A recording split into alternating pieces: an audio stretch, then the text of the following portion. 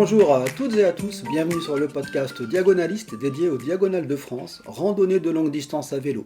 Je suis Marc Jacquemont et je vous accompagne lors de ces aventures. Aujourd'hui, nous avons le grand plaisir d'accueillir Rémi, un diagonaliste chevronné qui partagera son expérience. Bonjour Rémi. Avant de plonger dans les détails de tes différentes diagonales et approches de longue distance, peux-tu te présenter? Bonjour Marc, alors Rémi Lafargue, 43 ans. Je vis en région parisienne, mais originaire des Landes, de Roquefort, à côté de Mont-de-Marsan. Et je suis cyclotouriste depuis plus de 30 ans. Il me semble que tu fais partie du comité des Diagonales de France. Tout à fait, je fais partie du comité de l'ADF, je suis le trésorier de l'amicale, donc je m'occupe de ça. Puis un autre passe-temps récent, je m'occupe du site internet également de l'amicale. Donc on voit que tu es un diagonaliste quand même de longue date, même si très jeune. Comment as-tu connu les diagonales? J'ai connu, alors d'abord, dans le club de Roquefort, donc je suis dans le vélo depuis tout petit. Ma première licence, si on fait les calculs, je l'ai eue, j'avais 10 ans. Donc je suis au sein de la Fédé depuis un bon bout de temps. Donc je suis dans la famille cyclotouriste depuis très longtemps. Donc je connais le cyclotourisme. Dans le club à l'époque où j'étais tout jeune, donc adolescent, il y avait un, un randonneur longue distance. Alors il ne faisait pas de diagonale, mais il faisait des Paris-Brest-Paris et toute autre longue distance. Donc j'avais ça en tête. Puis j'ai vécu tout ça et j'ai commencé à faire moi aussi de la longue distance. En 2004, donc j'ai à peine 21 ans, je me lance dans ces diagonales, dans la longue distance, avec Bordeaux-Paris. Et donc je commence à rentrer dans ce mécanisme-là. Et puis 2007, je prévois de faire Paris-Brest-Paris. Et pour des raisons professionnelles, je trouve un nouveau boulot à Paris, ce qui me fait monter et quitter ma région natale. Je rentre dans la vie active, donc pas de Paris-Brest-Paris parce que je trouve le boulot au mois de juillet. Et donc c'est à ce moment-là, je n'ai toujours pas entendu parler de diagonale, de loin ou de près, mais je connais la longue distance. Et puis les personnes du club avec qui j'aurais dû faire Paris-Brest-Paris, alors que moi je travaille à Paris et le vélo est ce moment-là en pause, se lancent eux dans une première diagonale, Hendaye-Strasbourg. Et c'est là que je commence à découvrir les diagonales vraiment, puisque j'ai leur récit en tant que je suis resté dans ce club de Roquefort, et donc j'entends le récit lors de l'assemblée annuelle. Je lis leur récit avec plaisir et ça commence à être un élément important. Donc c'est à ce moment-là que je découvre réellement les diagonales et que je sais que j'en ferai un jour, étant dans ce milieu depuis un bon bout de temps. Je reviens un tout petit peu en arrière. Oui. Tu dis à 21 ans, Bordeaux-Paris, début de la longue distance. Souvent, quand on a 21 ans, on n'est pas forcément attiré par le long. On veut plus faire du cours rapide et pas tellement de la longue distance.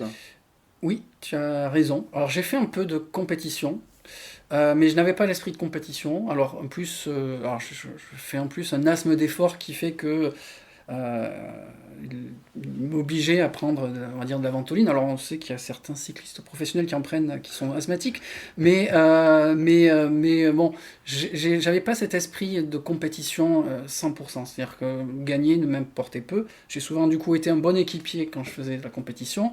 Et puis dans la famille, donc bon, comme vous l'avez compris, je suis dans une famille de cyclotouristes. Mon père est un cyclotouriste, mon oncle également, et mon oncle a commencé lui à faire de la longue distance, et mon père faisait plutôt des cyclo-montagnardes, et je suis venu au fur et à mesure dans le vélo avec les cyclo-montagnardes, avec mon père, à accompagner mon père, donc avec 250 km et 4000 mètres de dénivelé, et mon oncle qui avait commencé lui la longue distance sur des brevets beaucoup plus longs, allait faire son deuxième Bordeaux-Paris, et donc on était deux autres membres du club néophytes à ce moment-là, et il nous embarque, et donc je fais cette première épreuve avec mon oncle et Patrice, un membre donc, du club de Roquefort, et c'est comme ça que, en effet, j'ai 21 ans, mais je suis je suis déjà je suis déjà dans le moule de la longue distance depuis un moment. Et si on veut aller plus loin, comme je disais tout à l'heure, il y avait dans le club une personne qui avant ça faisait de la longue distance et quand il nous racontait ses exploits sur Paris-Brest-Paris, bah j'avais déjà j'avais des étoiles dans les yeux. Et plus que d'aller le dimanche matin faire une compétition à tourner autour d'une église. Ok. Et donc tu me disais avant, la diagonale, t'allais en faire un jour. Et ce jour est venu, tu te souviens de ta première diagonale? Ah, je m'en souviens très bien, c'est l'année de mes 30 ans. Donc 30 ans, on avait envie de marquer un peu ce passage à la dizaine. Et donc dans le club, du coup, il y avait plusieurs diagonalistes, dont Michel Bégel qui était sariste à l'époque, donc aujourd'hui il ne l'est plus, mais qui était sariste à l'époque, et diagonaliste dans le club. Et donc quand je dis voilà j'ai 30 ans, je veux faire une diagonale, et il me dit bah écoute, je t'accompagne sur ta première diagonale et je t'emmène donc sur ce Brest-Perpignan. Donc il s'occupe de tout, moi je ne gère rien, il s'occupe des inscriptions, de la feuille de route, de tout préparer comme un néophyte, et je n'ai que à le suivre et à prendre ses conseils. Sauf que 15 jours avant le départ, il me contacte en me disant je me suis blessé à la cheville. Et il m'a dit tu es prêt, t'as la feuille de route, t'as tout, et je serai de toute façon là si t'as besoin. Et donc je pars seul sur cette première diagonale, certes accompagné par l'esprit fortement, mais seul sur cette première diagonale. Donc tu devais partir en duo et tu pars en solo Tout à fait. sur Sur Brest-Perpignan. Brest-Perpignan. Et alors? Et alors cette première diagonale, enfin voilà, je rentre, forcément il y a toute cette crainte, c'est-à-dire que je n'ai pas fait la feuille de route, c'est pas moi qui l'ai fait, c'est pas moi qui ai fait la trace. Donc quand on sait comment on fait une diagonale, je pars avec juste une feuille de route. À l'époque j'avais pas de GPS, donc je n'avais rien de préparé, j'ai juste la feuille de route et les indications faites par Michel. Mais je pars inquiet et aussi excité. En fait, j'avais les deux. Ça y est, comme je le dis depuis le début, ça fait un moment que j'en entends parler, que j'ai envie d'en faire une. C'est mes 30 ans, je veux le marquer, donc j'y vais. Et donc, bon, la première journée se passe très bien, je traverse la Bretagne sans problème. Et la deuxième journée, j'ai un vent terrible de sud, donc de face. J'ai un premier moment qui me vient là à l'esprit, que je me rappelle, j'arrive à Cognac dans l'après-midi. J'ai je sais pas combien d'heures de retard sur la feuille de route qu'avait préparé Michel. C'est le deuxième jour C'est le déjà deuxième Cognac. jour. Ok. C'est Cognac, c'est le deuxième jour. Et donc c'était un coup de tampon à Cognac, et donc je me pose dans un bar, et il se trouve que ce bar est en face de la gare. Et fatigué, seul sur cette première diagonale. Et donc j'avais pris un café, un Perrier, je pense, enfin une boisson. Et puis pendant tout le temps de prendre cette boisson, je regarde la gare et je me dis, enfin c'est bon, c'est quoi bon faire ça en fait. J'ai voulu voir et je suis pas fait pour quoi. Donc J'en ai ma claque. et puis j'en ai ma claque, je suis cramé, je sais pas à quelle heure je vais finir ce soir. Et puis, allez savoir pourquoi, bah, je reprends le vélo et pas le train. Et puis je continue, et puis je finis tard le soir. Le lendemain, je décale un peu ma feuille de route. Et puis là, j'ai la surprise de voir mon coéquipier de diagonale me rendre visite. Alors une visite de sariste ou de coéquipier, puisqu'il était sariste. Et également accompagné de mon père, donc ça me donne encore du boost. Et donc du coup, sur cette troisième étape, je reprends toute l'énergie et je continue la route j'ai un dernier moment qui est parce qu'avec toute cette galère et cette première diagonale qui je pense pour moi a marqué cette diagonale. C'est à un moment donné dans un village, je suis quand même assez fatigué, on est sur cette dernière étape mais je suis assez fatigué, et là je vois le panneau Perpignan 72 et ça m'a donné un frisson qui est. Je n'ai plus senti aucune douleur à partir de ce moment-là. Et j'ai jamais. C'est comme une drogue, hein, j'ai eu un shoot comme on peut avoir et qu'on entend les éléments. Donc je suis pris. Ces 72 derniers kilomètres seront. Je sais pas, je serai sur autre chose. Je ne ressentirai plus rien. Et ce shoot-là, c'est un moment vraiment particulier. Alors quand je revis à chaque arrivée, alors pas aussi fort que cette fois-là, mais je pense que c'est ça aussi qui fait qu'on retourne sur une diagonale. C'est que l'arrivée, c'est un moment assez extraordinaire. Et là, c'est ce panneau, rien que d'en parler, je le vois encore. Je le vois encore. Donc tu as eu ce shoot quand il est marqué Perpignan 72 km, tu dis l'écurie est proche, mais tu as quand même une satisfaction en arrivant au commissariat Ah de oui, Perpignan. t'as une grosse satisfaction. En fait, ça se décuple. Et tu sais que tu arrives, tu informes tes proches que c'est fini. C'est un vrai moment. C'est un vrai moment, mais c'est vrai que sur cette première diagonale, je me rappelle plus du panneau que de l'arrivée au commissariat. Pour les autres, je me rappelle de l'arrivée au commissariat, mais là, en fait, à partir de ce moment-là, je suis sur un nuage. Il y a quelque chose qui est au-delà de ce qu'on peut imaginer. Sur un tapis volant. Voilà, c'est ça. Là, je suis en 2013, première diagonale. 2013, 2 ans après, on est en 2015. 2015, c'est Paris-Brest-Paris. Qu'est-ce que ça a dû pour toi, ça? Eh ben, c'est le moment d'y aller aussi. Paris-Brest-Paris, voilà. Le, je, pour la petite histoire, c'est une Paris-Brest-Paris. J'avais déjà, normalement, j'aurais pu le faire en 2007. 2007 qui était donc 3 ans après Bordeaux-Paris.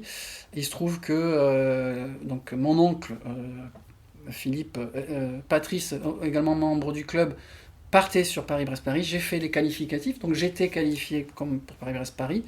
J'avais fait tout jusqu'au 600, donc le 600 au mois de juin. Et comme je le disais tout à l'heure, un nouveau boulot à Paris, donc je monte à Paris en juillet.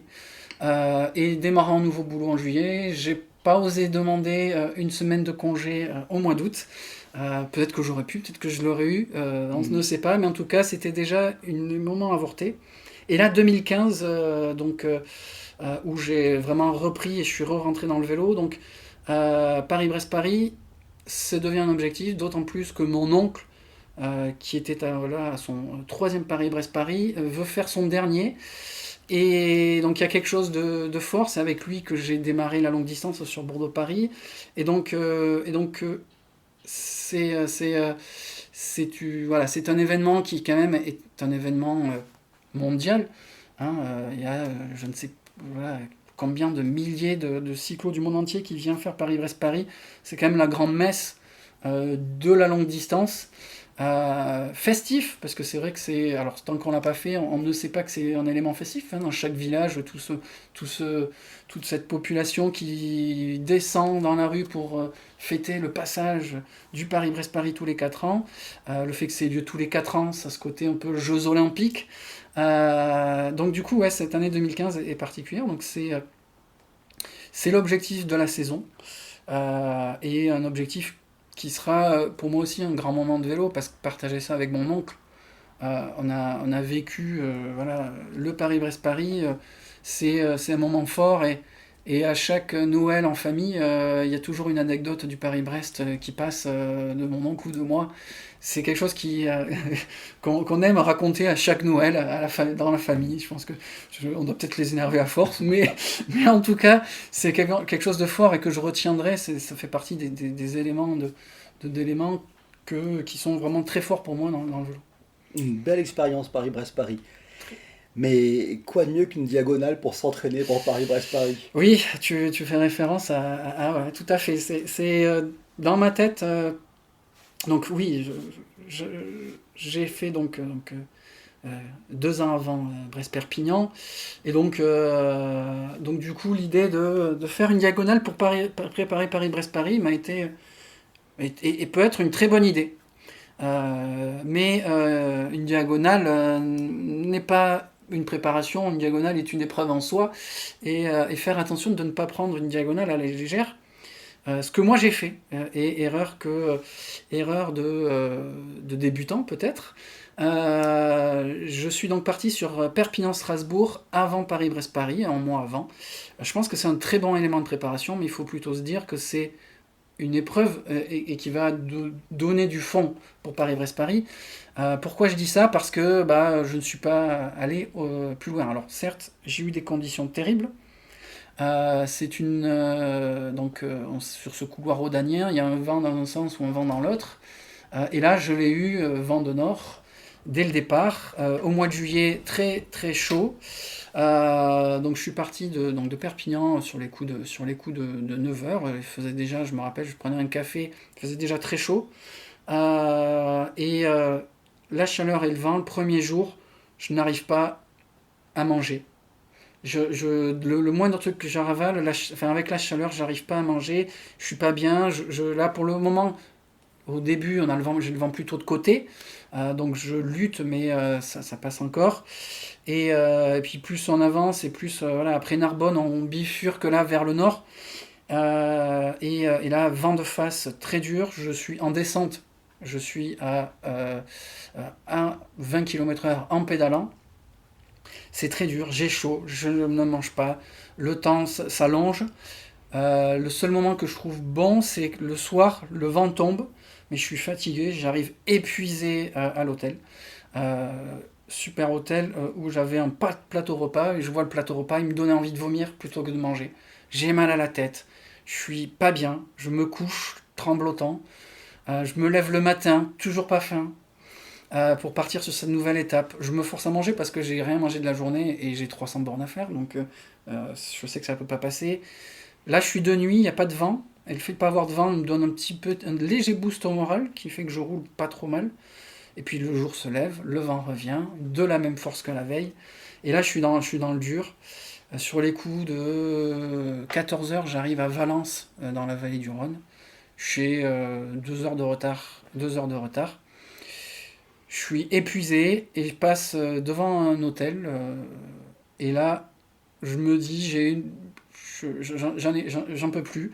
Donc je m'arrête à l'hôtel et je me dis, je vais dormir. Là, il fait trop chaud, j'en peux plus. Je vais dormir et je repartirai dans la nuit. Et donc, une bonne douche, je me couche. Et 19 heures, la ferme me réveille. Je me dis, j'ai faim.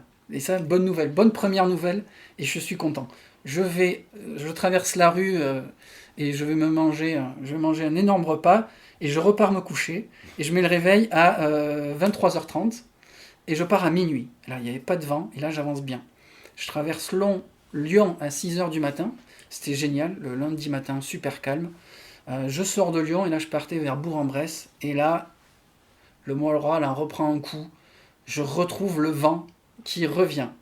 Et là, je me traîne, j'en peux plus. Et arrivé à Bourg-en-Bresse, c'est là que je reviens sur l'aspect mental. Le mental a fait que, une diagonale, la longue distance et les diagonales, comme Paris-Brest-Paris, c'est le mental qui prend à 80%. Et là, mon mental me dit, je suis en train de mettre, en gros, j'ai 400 km et j'ai 24 heures, un BRM 400, grosso modo. Je pense que c'est réalisable. Aujourd'hui, avec du recul, je pense que c'est réalisable. Mais à ce moment-là, mon cerveau me dit stop, il me dit t'as Paris-Brest-Paris, tu fais ça pour te préparer, tu vas te cramer. Certainement pas, avec du recul aujourd'hui. Mais le cerveau m'a dit stop, et c'est du coup, à Bourg-en-Bresse, je m'arrête là et je vais pas plus loin. Et c'est clairement le mental qui lâche. Et c'est le mental qui fait tout, qui fait qu'on va réussir ou pas. Et on se rend compte que. Alors, j'en retire plein d'enseignements, et il y a une phrase bateau, on grandit des échecs, l'échec fait avancer, mais c'est vrai que j'ai beaucoup appris grâce à cet abandon, et que surtout cet aspect mental, c'est-à-dire qu'au départ, malgré tout, moi ce qui me fait dire, c'est que je suis allé sur cette diagonale avec un esprit que c'était un entraînement, et ça joue dans cet abandon, parce qu'une diagonale, ce n'est pas un entraînement, c'est une épreuve en soi, c'est un événement en soi. Ok, donc là, tu as pris le train, tu as plié. J'ai pris le train, j'ai plié. Grosse déception, ou comment tu l'as vécu dans les jours qui suivaient? Alors, grosse déception à l'instant T, mais le Paris-Brest-Paris un mois plus tard m'a fait oublier cette déception. Et la joie de finir Paris-Brest-Paris, ça a enlevé toute cette déception-là. Et au final, avec du recul, comme on en retire du bon, j'ai quand même vécu un moment dur sur le vélo.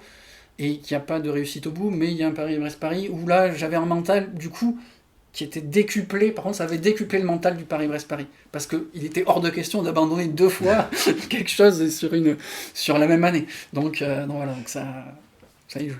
Donc là, tu es sur Perpignan-Strasbourg, et l'an d'après, en 2016, tu retentes, mais dans l'autre sens, avec Strasbourg-Perpignan, en te disant j'aurai le vent dans le dos ce coup-ci. Et c'est exactement ça, c'est Strasbourg-Perpignan, donc je le fais en duo, donc lors de l'assemblée générale du club de Roquefort, il y a Patrice, qui du coup avec qui j'ai fait Bordeaux-Paris, qui a fait des diagonales par la suite, annonce qu'il est en train de finir son cycle, qu'il lui reste 2 diagonales et qu'il veut les faire cette année. Et il dit Strasbourg-Perpignan, et moi ça tilte de suite quand j'entends ça. Et je vais le voir et je lui dis écoute, j'ai la trace dans l'autre sens, je l'inverse et on la fait ensemble. Donc c'était du coup après 2 tentatives, enfin une réussite et une tentative en solo, j'en tente une cette fois-ci en duo. Et donc l'objectif, et je lui dis en plus dans ce sens-là, moi j'ai vu le vent que j'ai eu l'année dernière, on va avoir le vent de dos, ça va être facile. Mais bon, le couloir rhodanien c'est dans un sens ou dans l'autre. Et ben c'était dans l'autre cette fois-ci. J'ai eu un vent exactement le même que l'année d'avant. Alors on était 2, ça aide pas mal d'être 2. Et il faisait aussi chaud, des moments où on a fait de la chasse à la canette, j'ai la même météo. Alors au départ à Strasbourg, c'était une légère brise qui était agréable parce qu'il faisait chaud, mais à partir du lendemain, ce n'était plus une brise.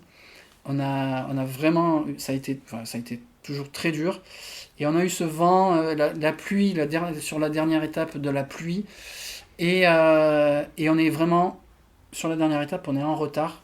Plus ça avance, plus on est en retard. Arrivé à Narbonne, j'avais prévu 45 minutes de pause avec le coup de tampon et de manger, de se restaurer sur les coups de midi. Et là, on se dit, bon, on fait un pince, parce que de toute façon, les 45 minutes, si on fait la pause, on était juste dans les délais. Donc on saute cette pause-là pour se dire, on se remet un peu de respiration en enlevant cette pause repas. Bon, manque de bol, il crève à la sortie de Narbonne. Donc du coup, ce temps gagné se repère. Alors, on n'a pas mis 45 minutes pour réparer la crevaison, mais on repère au moins 15-20 minutes. Et puis là, pareil, comme dans les descentes, on était à 15 km/h en pédalant. On se dit, c'est foutu, on n'y arrivera pas. Là, clairement, on n'y arrivera pas, on n'arrive pas dans les délais. Alors, on va quand même aller au bout parce qu'il y a un train à reprendre, mais on n'y arrivera pas. Et puis, dans une côte, ce souvenir est assez fort parce que d'un coup, j'ai comme l'impression que Patrice me pousse en me montant. Puis je regarde dans le rétroviseur, puis Patrice, il est 3 longueurs derrière moi. Et puis là, je regarde la végétation et je vois le vent qui va dans l'autre sens. Et là, le vent se met à pousser et en gros nous dit vous allez réussir votre diagonale, vous inquiétez pas, je vous embêtais tout le long mais là vous allez la réussir. On est sur le plat à 30-35, quasiment sans pédaler, ce qui fait qu'on arrive, alors qu'on était hors délai, on arrive 5-10 minutes avant les délais. À un moment, ça aussi du coup ce moment-là, et en plus à partager, j'avais pas enfin je l'ai fait sur d'autres éléments, mais cette diagonale partagée, et donc c'était vraiment ouais là aussi, on parlait tout à l'heure, tu me posais la question sur l'arrivée. Là aussi, il y a un moment, voilà, on arrive au commissariat, on profite de cet instant et c'est vraiment un super moment, quoi. Donc, quand même une revanche. La revanche est prise. La revanche est prise sur l'axe, sur Éole, puisqu'il m'a bien embêté sur cet axe rhodanien. Après, la vie prend le dessus, hein, la vie de famille, où tu mets une petite pause dans tes diagonales, même si tu fais encore de la longue distance. Et j'arrive en 2022 où tu tentes le premier Londres-Édimbourg-Londres. Tout à fait, la vie de famille, donc 2016, année de cette diagonale, c'est année également de la naissance de mon premier garçon. Donc du coup... ça, c'est vrai que c'est pendant quelques années, alors je ferai quand même Strasbourg-Brest en attendant, mais c'est vrai que 2022, je vais tenter Londres-Édimbourg-Londres après quelques années où je roulais par-ci par-là. Et ce Londres-Édimbourg-Londres qui était particulier, donc 2022, dans le contexte, on est dans les années Covid. Donc je fais malgré tout, je fais Dunkerque-Candaille au mois d'avril, et donc entre la vie professionnelle et personnelle. Donc je fais une Dunkerque-Candaille avec 1000 km dans les jambes, En solo? en solo. Là, on parlait de mental, c'est le physique, je ne l'avais pas, c'est que le mental qui m'a amené au bout. Mais derrière, c'était pas une préparation, je l'avais suffisamment espacée, contrairement à l'enseignement Paris-Brest-Paris. Donc, j'avais 2 objectifs dans l'année, là, le diagonal en début d'année, et Londres-Édimbourg-Londres, qui est quand même l'autre événement. On a parlé de Paris-Brest-Paris, qui est quand même l'autre événement qui a lieu également tous les 2 ans. Alors, bon, là, c'était pas tous les 2 ans parce que Covid oblige, mais donc qui est l'autre événement sur le sol anglais, donc de Londres, d'Édimbourg-Londres, qui est, voilà, on a alors un petit peu moins de personnes, mais c'est toute une autre ambiance, mais un événement où on rencontre également du monde à l'international. Et donc ce Londres-Édimbourg-Londres, ça reste une épreuve en soi. Donc pour la préparation, donc, d'un point de vue, donc j'avais en gros la diagonale dans les jambes, et un Covid quelques jours plus. En gros, le week-end du 14 juillet, je m'étais prévu une grosse session d'entraînement. Et je me rappelle très bien, on n'avait pas, les enfants étaient chez mes parents, donc j'étais tout seul à la maison. Et je pars le matin pour faire. L'idée, c'était d'aller vraiment faire 4 jours de vélo pour me mettre en forme. Et je sais pas.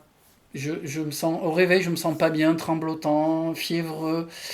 Je pars quand même, mais au bout de quelques temps, je reviens à la maison. Donc, test Covid, bien carabiné. On est tous les deux au fond, alors que ma compagne avait aussi eu le Covid. Alors, elle devait partir avec un week-end entre copines. On est bloqués tous les deux à la maison. Et donc, je démarre ce Londres-Limbourg-Londres avec un manque de préparation. Et je rencontre, sur ce Londres-Limbourg-Londres, on parle de diagonaliste, mais je roule une grande partie avec Pascal Bachelard, donc délégué fédéral qui gère une partie des inscriptions en diagonale. Donc on fait notre bout ensemble, on roule ensemble, on se trouve à mi-chemin, et on roule ensemble jusqu'à Édimbourg. Et donc on s'est décidé de dormir à Édimbourg. Et donc là je me lève au petit matin, et au moment du réveil, je pose le pied par terre et j'ai une décharge au niveau du pied, le tendon d'Achille inflammé. Et puis là, j'ai du mal à marcher.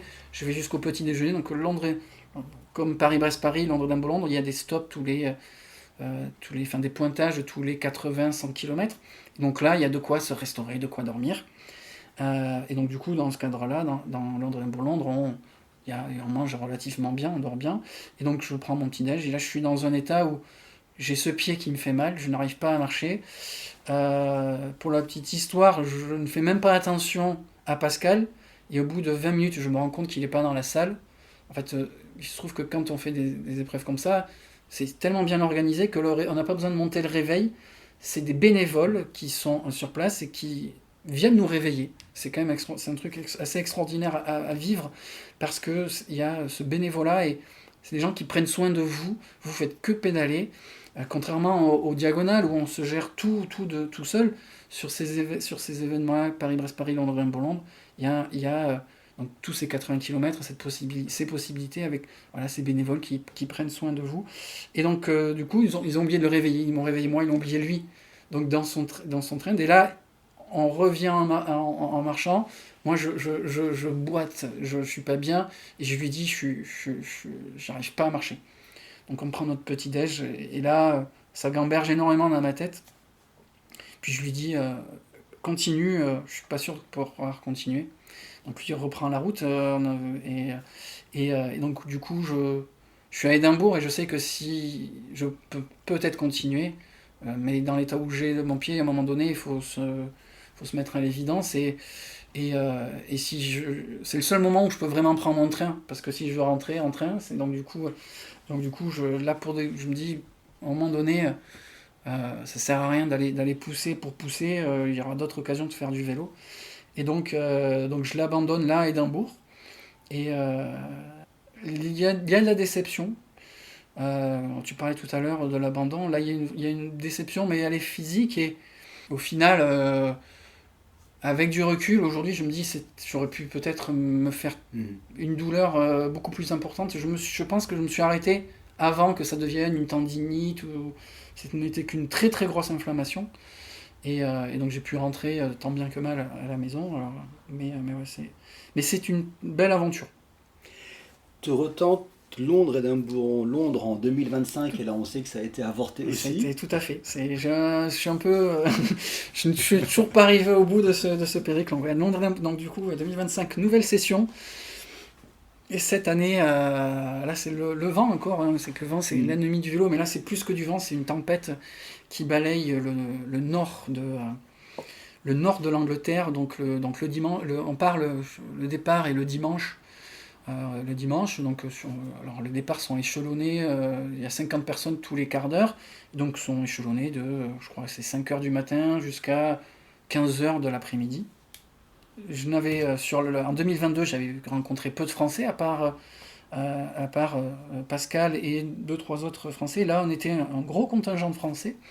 Et donc c'était assez sympa. La veille, on se retrouvait ensemble français. Il y avait un moment assez sympa entre français. Alors après, sur la durée, on se voit peu. Et il t'a annoncé des tempêtes, cette tempête, donc Floris. Elle est annoncée, mais malgré tout, on part. On ne sait pas comment elle va être, mais les organisateurs décident de lancer le départ. Et donc la première journée se passe plutôt bien. Je commence à retrouver un peu de mauvais temps en fin de journée. Moi, je décide de dormir dès la première nuit, même si j'étais parti à 11 heures. Je décide quand même de dormir 3 heures. Et le lendemain, sur les coups de 11 heures, j'arrive donc à un des ravitaillements, des points de contrôle. Et donc je mange brièvement, je fais mes petits éléments, je me prépare. Et là, à la sortie, on me dit non, vous n'avez pas le droit de partir. On suspend. On suspend pour l'instant Londres-Édimbourg-Londres. Et donc c'est une suspension jusqu'à 15 heures. Donc là on se retrouve dans... faut voir les points de contrôle, c'est souvent des collèges dans lesquels il y a un réfectoire, un gymnase dans lequel il y a des lits de camp pour dormir. Et donc ça contient 200-300 personnes maximum. Et puis là les gens arrivent de là. Et donc ça se cumule, c'est fermé. Et il y a un monde fou, je pense qu'on doit monter à 500 personnes, donc on est les uns sur les autres. Et donc là, 15 heures sonne, donc on se retrouve entre Français, on annonce le report, il est jusqu'à 19 heures. Alors là, on a tous chacun fait notre programme de route, on se dit, du coup, je vais rouler toute la nuit, qu'est-ce que ça va être? On commence à se faire des films, alors moi je vais faire une petite sieste en me disant je vais commencer à préparer peut-être ma nuit pour au cas où j'ai roulé toute la nuit. Donc, on traîne dans cette zone, donc il faut voir tous ces cyclistes qui traînent. Il y a un vent de dingue qui souffle dehors parce que du coup le vent est quand même arrivé et on est très loin du nord. Et il y a des vidéos qui commencent à être postées, notamment l'organisateur qui s'est rendu dans un des points nord, on le voit avec un vent terrible dans le nord. Et à 19 heures, le coup près tombe. Fin, annulation. On ne va plus vers le nord, c'est trop dangereux. Obligation de passer la nuit ici et départ obligatoire vers le sud. Et pendant la nuit, eux vont réorganiser pour que tout le monde puisse revenir dans le sud. C'est d'un point de vue organisationnel qui doit être absolument démentiel. Les bénévoles, il y a un moment vraiment assez fort parce que les bénévoles, ça fait 2-3 ans qu'ils préparent ça. Ils doivent annuler. Il y a une émotion dans cette annonce d'annulation qui est assez forte. Et là, on se retrouve. Alors, ce qui est assez marrant, donc pour nous, ça se termine là. On se retrouve avec quelques Français, dont des diagonalistes. On se retrouve entre diagonalistes. Il y avait quelques diagonalistes qui étaient présents. Et on va aller dans un pub, histoire de quand même se dire on est sur le territoire anglais, on va quand même profiter des spécialités locales. Et donc, on va dans un pub. Entre diagonalistes, par les vélos, par les diagonales, et boire des bières. On n'était pas les seuls, hein. Il y avait beaucoup de monde dans ce pub, je crois qu'on a fait le chiffre de l'année du pub. Et donc voilà, et puis après on repart le lendemain. Du vent, après le calme après la tempête, après il a fait beau sur la fin de partie. Mais oui, ça reste. Bon, ça. C'est pas une déception parce qu'on n'y peut rien, mais ça fait deux fois que je n'arrive pas au bout de ce Londres-Londres. 2029 sera le bon. Oui, je pense que j'y repartirai. Parce que bon, j'ai envie quand même de me dire, je l'aurai fini un jour. Alors, donc un Londres-Édimbourg cet été, donc effectivement, qui a été annulé à cause du vent. Tu as enchaîné par une diagonale assez tardivement, en octobre, c'est ça? Oui, c'est ça, octobre. Tu vas enchaîner sur Hendaye-Strasbourg. Tout à fait. Il faut oser faire une diagonale en octobre, tu as moins de jours, la météo peut être hasardeuse aussi. Alors, alors il se trouve que pour moi, alors, vie de famille aidant, c'est vrai que quand je pars faire une longue distance, déjà, d'un point de vue mental, on parle beaucoup de mental, j'ai besoin de quelque chose. C'est ne pas m'imaginer que ma compagne ait à gérer toute la vie de famille. Donc j'ai besoin de ça pour pouvoir faire une longue distance, qu'elle soit pas elle qui s'occupe de l'intégralité des éléments. Et donc à chaque fois, je profite donc des vacances scolaires pour descendre mes enfants chez mes parents, qui eux profitent de leurs vacances avec papy et mamie. Papy et mamie sont contents d'avoir leurs petits-enfants également. Et donc du coup de faire une longue distance. Initialement, elle était prévue au mois d'avril, mais pour des raisons familiales, j'ai dû l'annuler. L'été ayant Londres-Edimbourg-Londres, il fallait bien recadencer tout ça. Il y a aussi toutes les obligations autres familiales, les vacances en famille aussi à prévoir. Donc, le créneau est arrivé sur ces vacances scolaires d'octobre et me dire, en effet, je vais avoir potentiellement un peu plus froid, les journées vont être courtes, mais bon, cette diagonale, elle est en report et je veux la faire, j'ai une occasion, on y va. Mais je n'ai aucun regret de ce choix-là. Et au contraire, je suis même content qu'il y ait ce décalage-là. Pourquoi certes, j'ai des jours qui étaient courts, hein, c'est-à-dire que j'avais le jour de 8h du matin à 17h le soir, mais les paysages d'automne ont été vraiment extraordinaires. J'ai traversé la Dordogne, le Cantal, l'Auvergne, avec ses couleurs d'automne, de la pluie par moment, du soleil par-dessus, des couleurs magnifiques. Et certes, le jour était court, mais sur cette période de jour, j'en ai pris plein les yeux, tout le long. Et donc ça a été un moment d'un point de vue paysage extraordinaire. Et l'autre point, c'est, voilà, on en parlait, c'est aussi les rencontres, hein, et notamment les saristes, hein, qui est quand même un élément, notamment l'arrivée à Strasbourg, quand on arrive. Alors, sur le parcours, j'ai eu Patrice Dume qui m'a accompagné sur la sortie du Massif Central, et puis à Strasbourg, accueilli sur le canal à Mulhouse par Gilles Méder, et bien sûr l'arrivée Jocelyne à Strasbourg, qui, alors, comme d'une blessure à ce moment-là, fait qu'elle n'a pas pu venir sur le vélo, mais voilà, son sourire légendaire, on a passé... voilà, il faut savoir que sur cette diagonale, sur cette étape, le sariste, donc Gilles, a fait plus de kilomètres que le diagonaliste, puisque donc moi je n'avais que 160 bornes, et lui il en a fait 200, puisqu'il est venu à Mulhouse, il n'habite pas Mulhouse, il est venu à Mulhouse, il est venu jusqu'à Strasbourg, a bu la bière avec nous, et rentré chez lui. Donc il a fait plus de 200 bornes, donc le sariste a roulé plus que le diagonaliste, donc c'était un fait quand même, je pense que ça arrive pas souvent, donc c'est à noter. Le dévouement du sariste.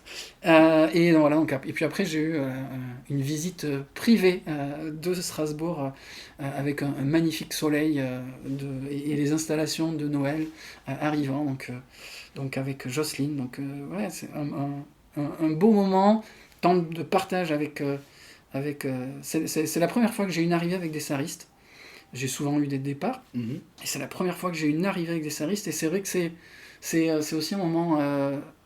la joie, elle est partagée, elle est décuplée aussi, donc c'est vraiment... voilà, on parle de joie d'arrivée, parce qu'on a des galères pendant tout le trajet, et ce moment-là, de le partager aussi avec des saristes, de passer ce moment avec des saristes, ça a été une magnifique après-midi. Donc je suis arrivé à midi à Strasbourg, et donc j'ai passé une magnifique après-midi, j'ai repris le train à 17h, et donc du coup une après-midi ensoleillée, en terrasse à Strasbourg, c'était que de mieux, quoi. Magnifique arrivée.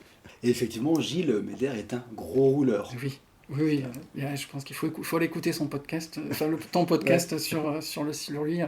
Il a des anecdotes il a plein de choses. Donc ça, c'était il n'y a pas longtemps. Ce que je te propose, c'est maintenant, on va revenir plutôt à ce qui compose la diagonale, notamment un élément important, ton vélo. Puis t'as un ami quand même sur lequel tu restes de longues heures. avec qui on discute. Quand on roule seul, on discute avec son vélo. Qu'est-ce qu'il te dit? Comment il est ton vélo? Écoute, j'ai un vélo, alors depuis 2 ans, je me suis fait un cadeau pour mes 40 ans. C'est simple, donc pour mes 40 ans, à 30 ans j'ai fait ma première diagonale, et pour mes 40 ans je me suis offert une randonneuse.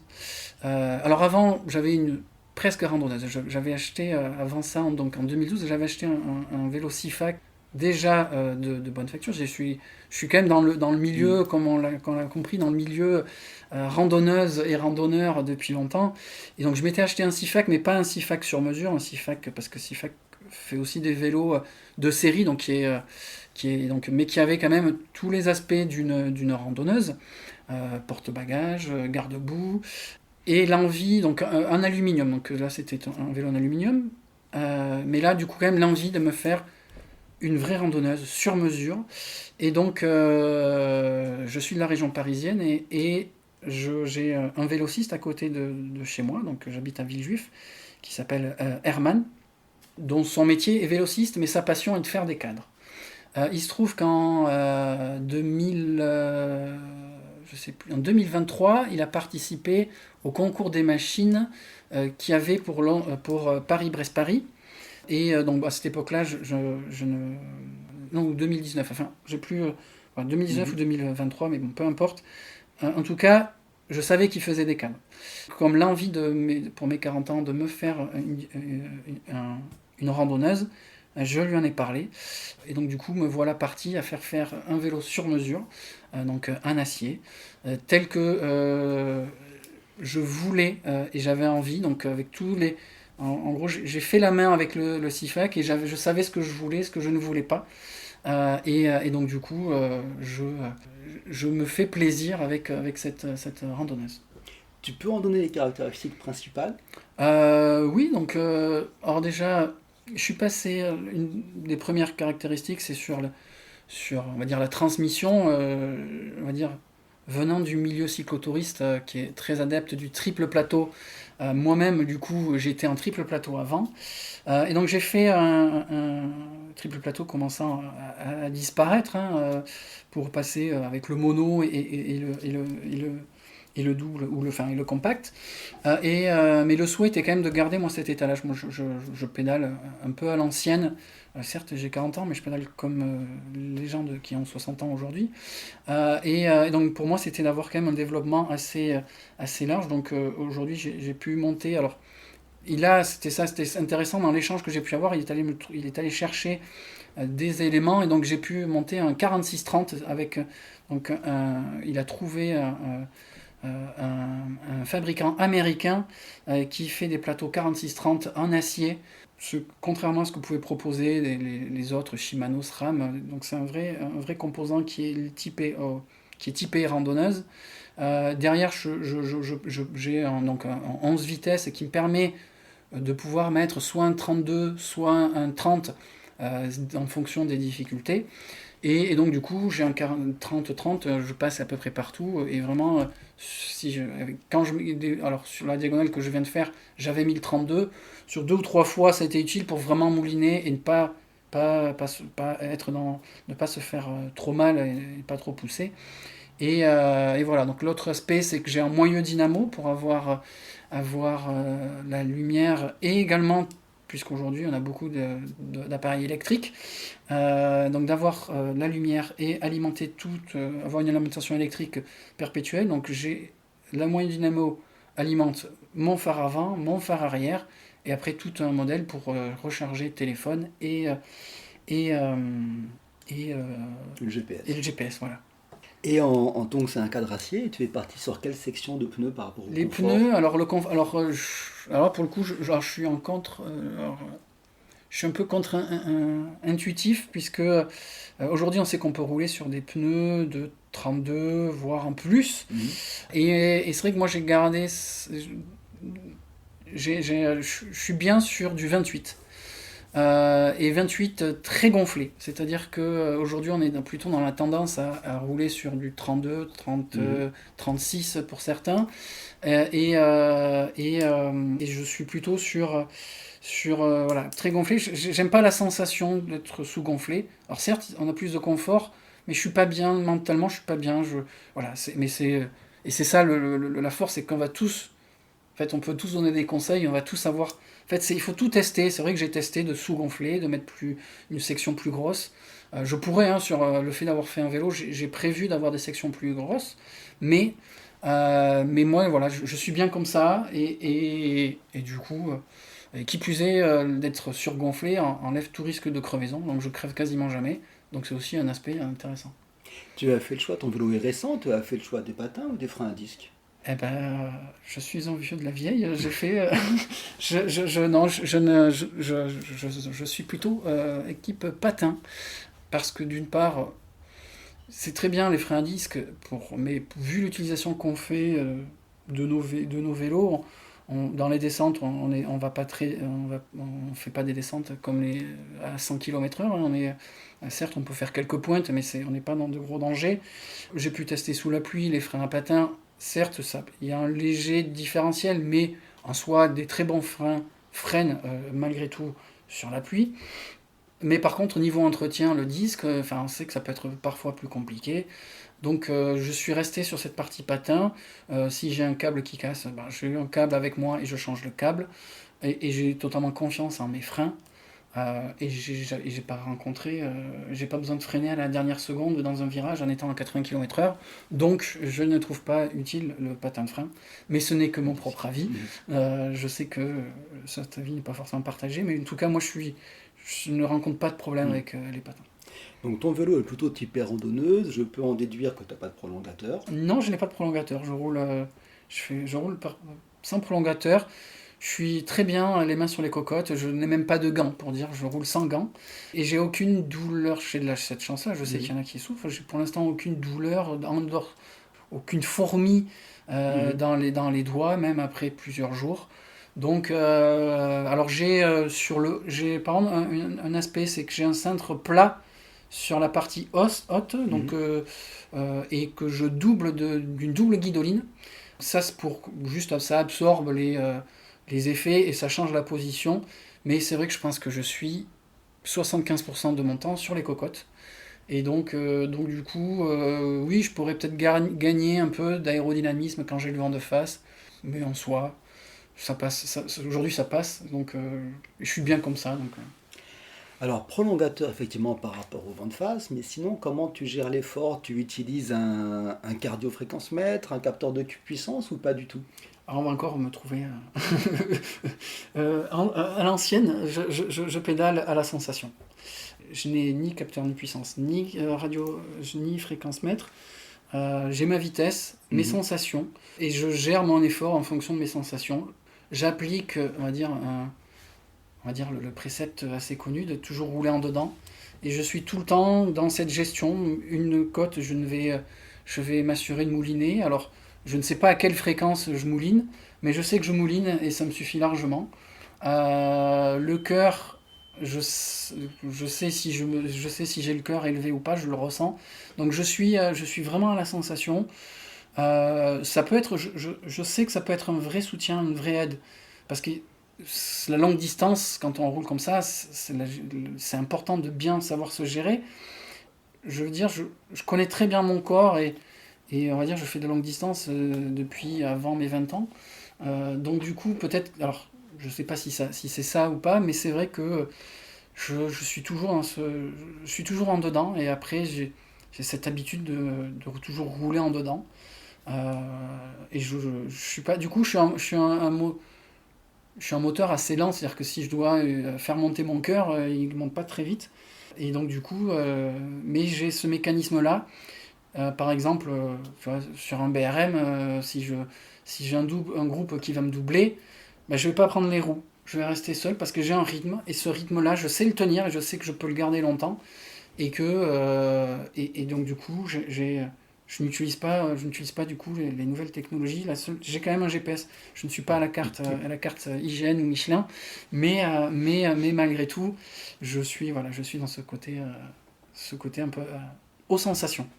Donc à l'ancienne avec pas de cardio, avec des freins à patins. Et les habits, tu roules habillé en voyant ou là t'es passé à la mode actuelle et tout en noir? Ah ben non, non, non, je suis vraiment jusqu'au bout des choses. Non, non, enfin, j'ai d'ailleurs du mal à comprendre qu'on puisse pédaler en noir. Enfin, surtout, qui plus est, à partir du moment où on va faire du vélo, où la météo est un peu plus incertaine, enfin, je trouve on gagne à être visible. Je veux dire, on est rien sur la route. Et donc rouler en noir, je trouve ça fou. Et donc, non, moi d'une part, dans notre club, on a un maillot, alors on a des coups bleus, des bleus blancs et un bleu très clair, donc on a un maillot qui reste clair. J'ai souvent par exemple un gilet qui va être plutôt un coupe-vent jaune, et je vais plutôt rouler en jaune ou orange s'il y a, c'est vrai que mais en tout cas visible. Bien sûr, bon, moi, du coup, du fait que d'avoir un éclairage à dynamo, j'ai mon éclairage qui est tout le temps allumé. Si possible, dès qu'il fait nuit, forcément du réfléchissant au maximum.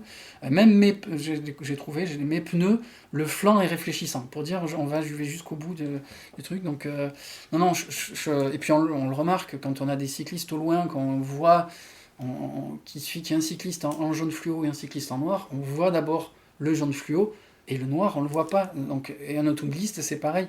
Je pense qu'il faut penser à la sécurité et on peut comprendre que certains automobilistes après ne soient pas contents d'être. On est surpris, on tombe sur un vélo, on sait qu'on doit cohabiter ensemble et je trouve ça terrible de se dire ok voilà de se dire on s'habille en noir alors la mode alors on commence à changer un peu mais il faut qu'elle change vraiment et qu'elle aille plus loin parce on reste sur des tons qui sont soit gris soit enfin bleu foncé, enfin non, faut mettre de la couleur. Et une approche intemporelle, roules-tu en sandales? Ah oui, aussi. Aussi, je suis un sandaliste, je fais partie de la team sandales, des sandalistes. Non, non, ouais, je pense, ça fait. Je sais même pas, ça fait tellement de temps que j'ai des sandales que je ne sais même pas.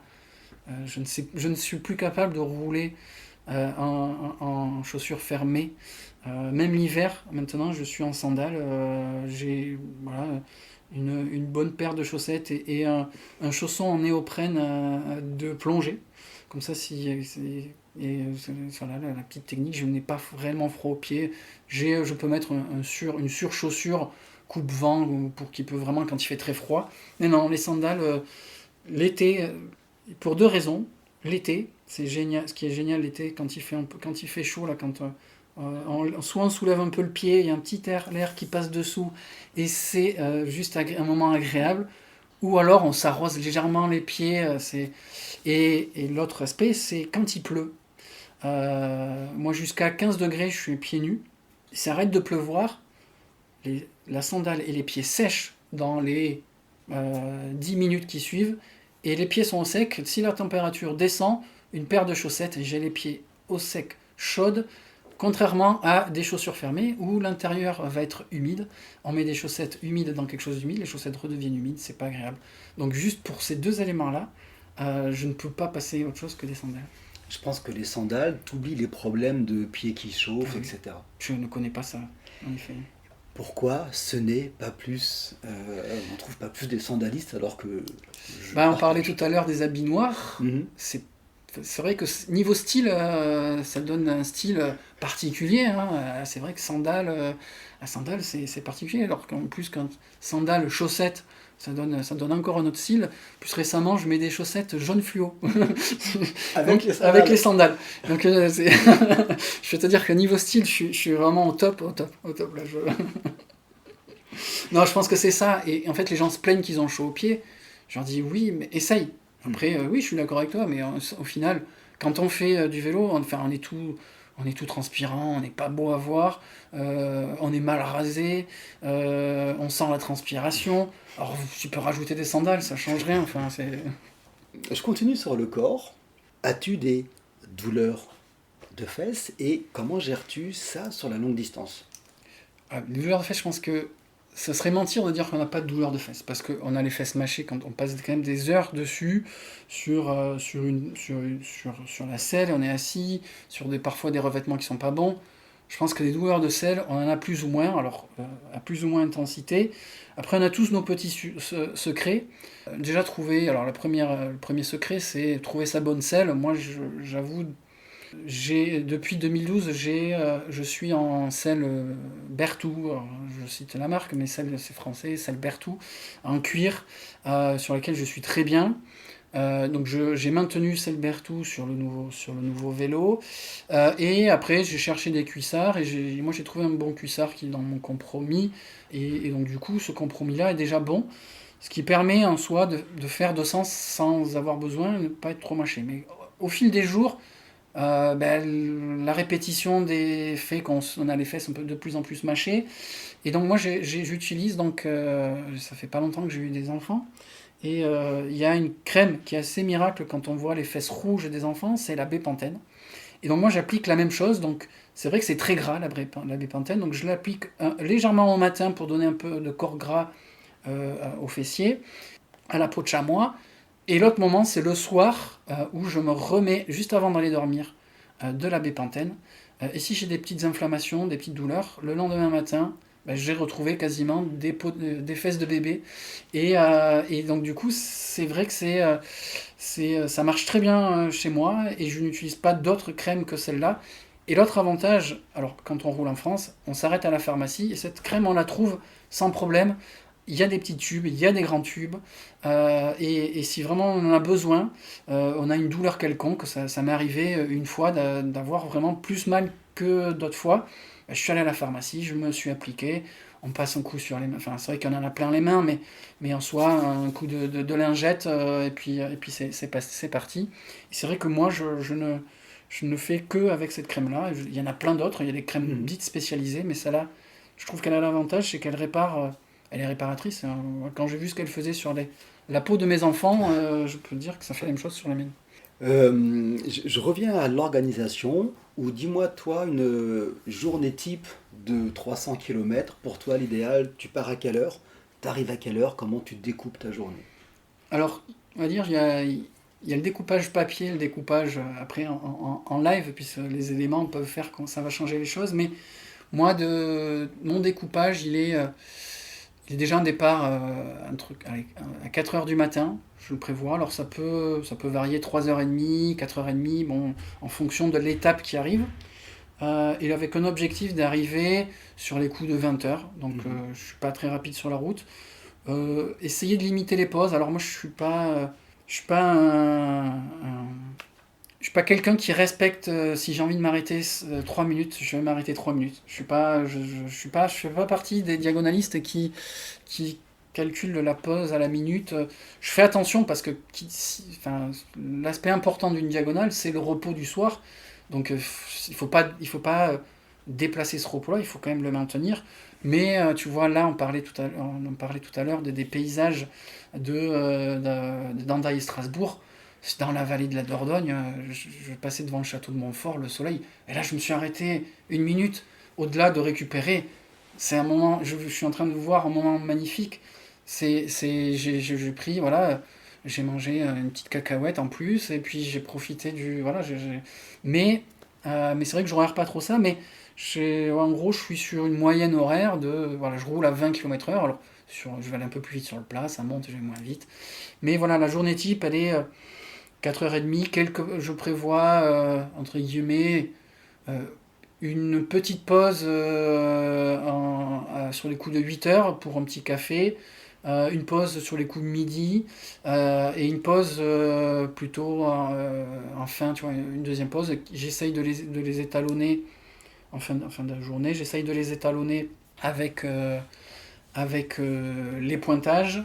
Et l'autre aspect aussi de remplir la sacoche de quoi manger, hein, que ce soit manger voilà, les midis ou le soir et même le petit déjeuner à l'hôtel. Donc je prévois d'avoir tout dans les sacoches. Rarement, alors certains restaurateurs peuvent le proposer, mais rarement je demande le petit déjeuner. Je l'ai avec moi et je consomme ce que je me suis amené, donc j'anticipe. Et les arrêts sont aussi pour voilà, acheter, tamponner la feuille de route quand c'est un coup de tampon. On essaye de faire tout coordonner ça. Mais par contre, un autre aspect dans le découpage, c'est que c'est un aspect qui me paraît important, c'est l'arrêt. Il faut quand même éviter qu'il soit trop long. Donc, j'évite les restos. Si j'arrive pas trop tard à l'hôtel le soir et qu'il y a un restaurant, là, je vais profiter du restaurant. Ça permet quand même de mettre pas mal d'énergie dans le corps. Mais de toute façon, j'ai une part de pizza les boulangeries font qu'on peut compléter et mettre suffisamment. Donc, j'ai une part de pizza dans la sacoche et du coup, j'arrive à l'hôtel et je mange ma part de pizza après la douche et puis ça passe très bien aussi. Froide, bien sûr. Froide, bien sûr. On a vu quand même pas mal de choses. Et dans toutes ces expériences-là, est-ce qu'il y a un moment particulier auquel tu penses? Que ce soit une rencontre avec des saristes ou un moment Oui, de grâce ou d'arrivée?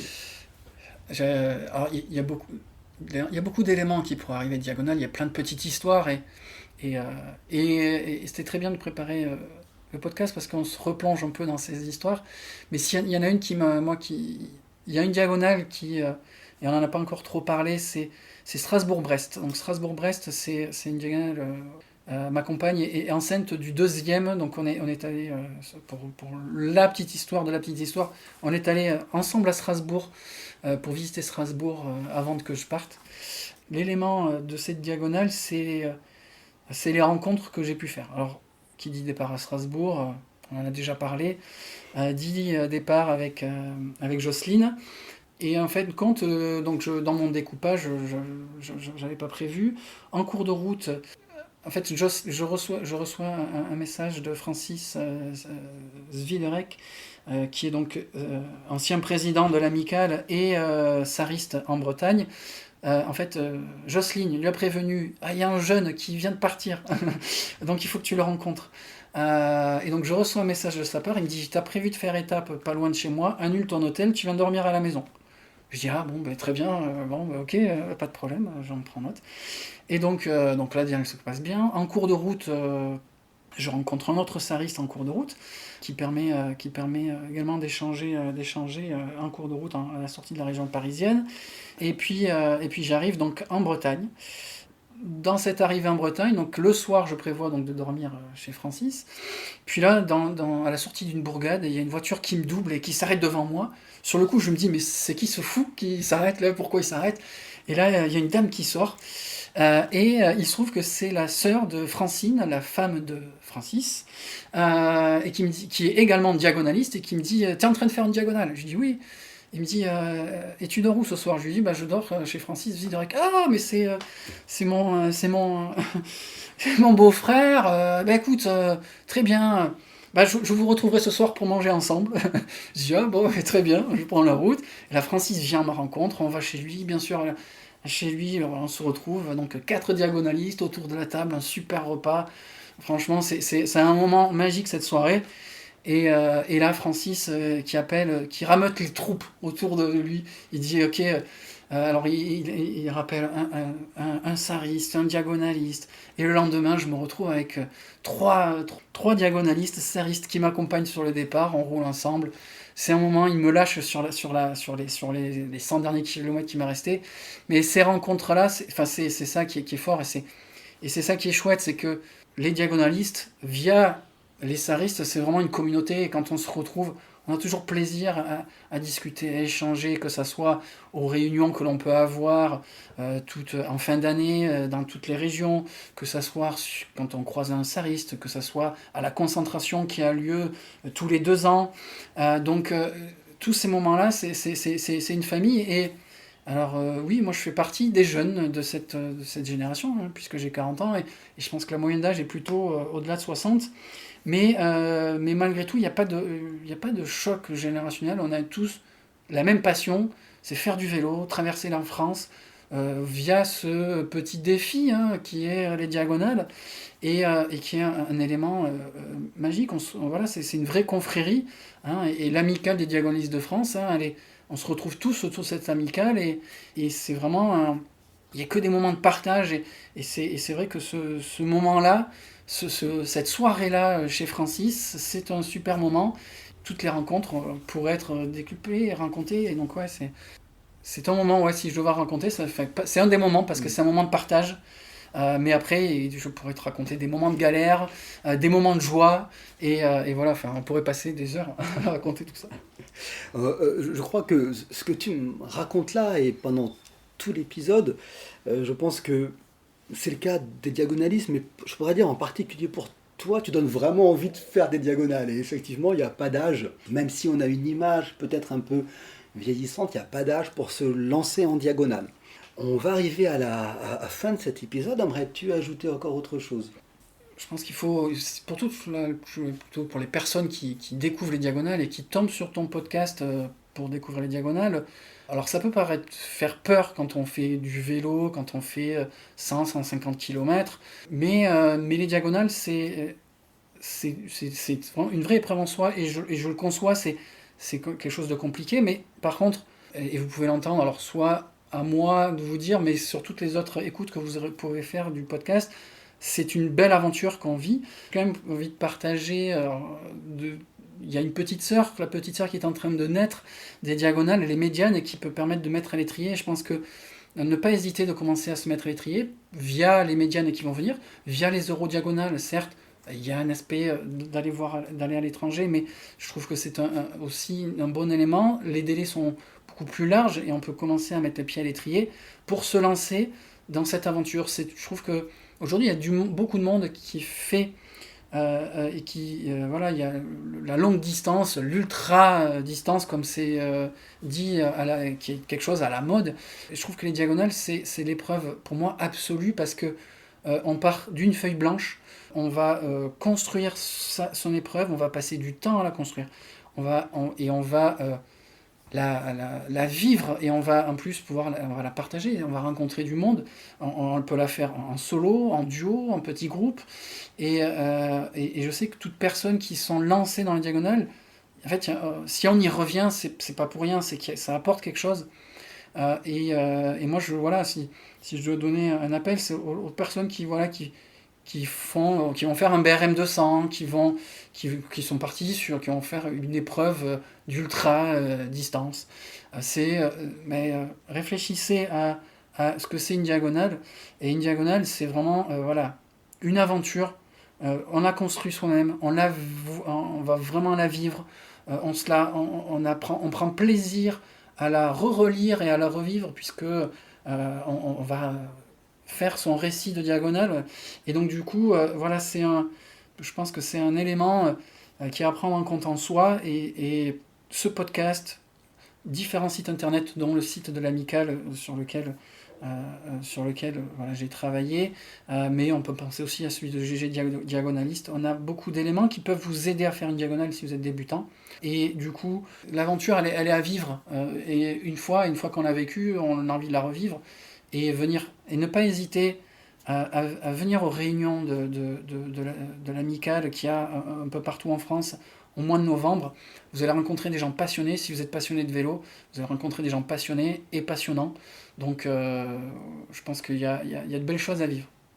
Merci énormément. Merci beaucoup Rémi pour avoir partagé ton expérience en tout cas, et vraiment nous donner envie de tenter l'aventure de la diagonale. Ton retour sera précieux, j'en suis convaincu, pour quiconque souhaite se lancer sur une aventure d'une diagonale ou une longue distance à vélo. Merci à tous nos auditeurs de nous avoir rejoints.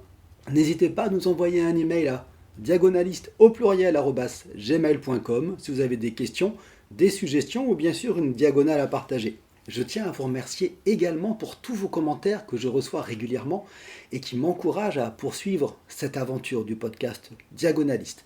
Si vous souhaitez partager un récit, n'hésitez pas à me contacter également. Merci Rémi, au revoir. Au revoir.